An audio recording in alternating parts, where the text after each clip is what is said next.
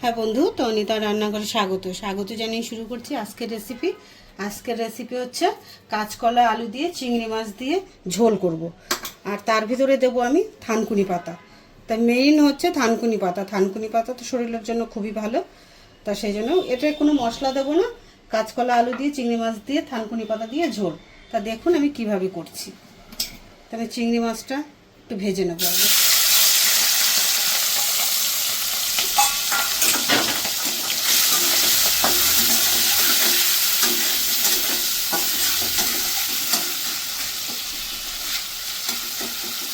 বন্ধু, আমি 2 মিনিট একটু চিংড়ি মাছটাকে হালকা আমি ভেজে নেব।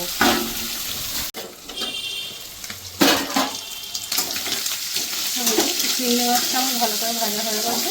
এবার চিংড়ি মাছটাকে আমি তুলে দেবো।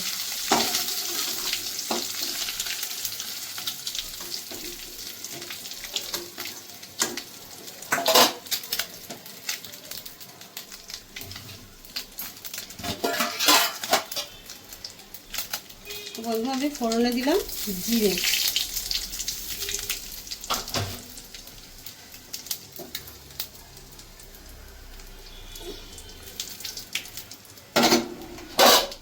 আর এবার কাঁচকলা আলুটা দিয়ে দেবো।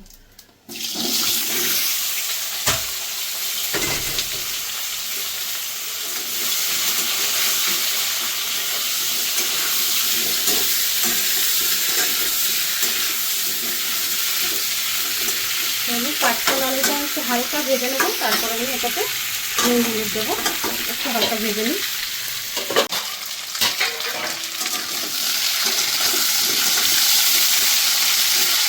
বন্ধু, এটা আমার হালকা ভাজা হয়ে গেছে। এবার একটু দেবো সামান্য লঙ্কা,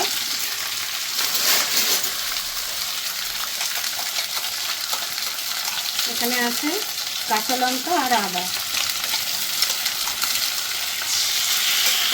অল্প মশলা লাগে একটু।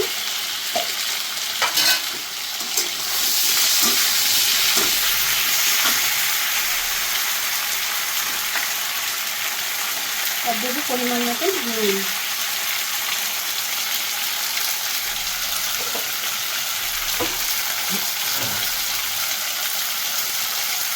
আর দেবো পরিমাণ মতন হলুদ গুঁড়ো।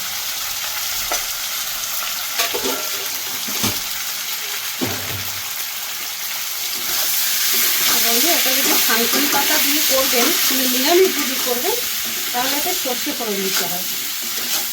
আর যেহেতু আমি চিংড়ি মাছ দিলাম, তার জন্য আমি জিরে ফোড়ন দিলাম।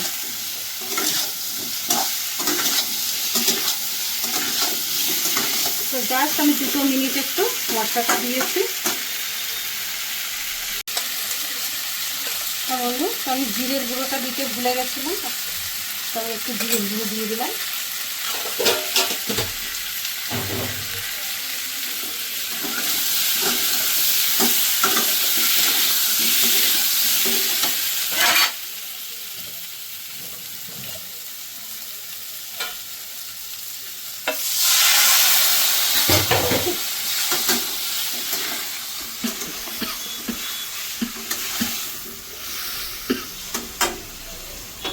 তো 2 মিনিট আমি একটু কষিয়ে নেব। বন্ধু, তো ভালো করে মশলাটা কষে গেছে। এবার আমি দিয়ে দেবো জল।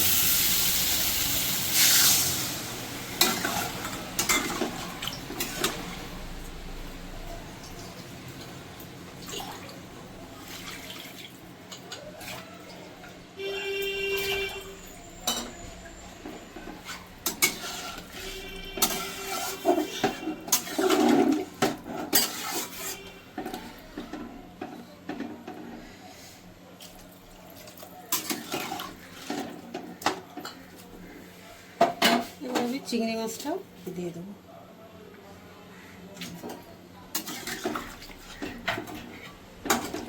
যখন ঝোলটা ভালো করে ফুটে যাবে, তারপরে আমি থানকুনি পাতাটা দেবো।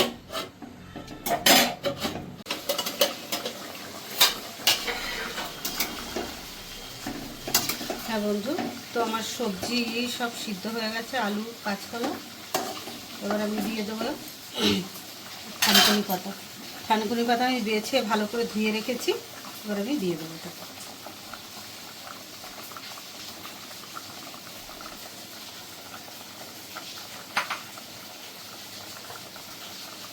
আর একটু দেবো সামান্য নুন, নুনটা একটু কম আছে।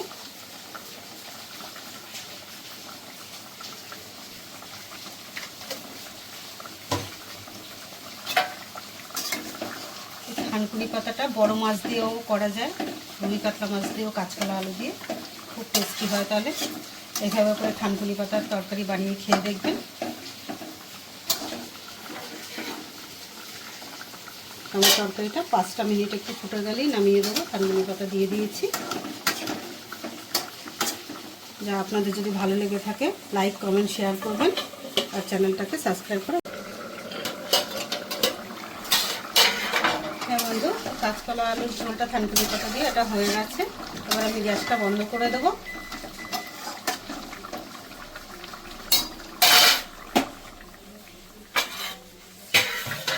এবার আমি ঝোলটাকে নামিয়ে নেব।